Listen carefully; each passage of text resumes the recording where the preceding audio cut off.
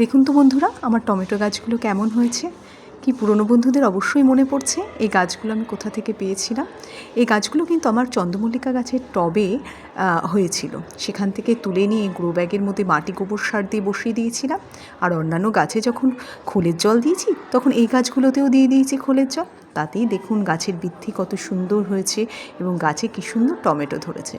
খুব আনন্দ হচ্ছে। টমেটো কিন্তু আমরা অবশ্যই বাজার থেকে কিনে খাই, কিন্তু নিজের ছাদে এই যে গাছে যখন হয়, সেটা খাওয়ার থেকে কিন্তু দেখার আনন্দটাই সম্পূর্ণ আলাদা।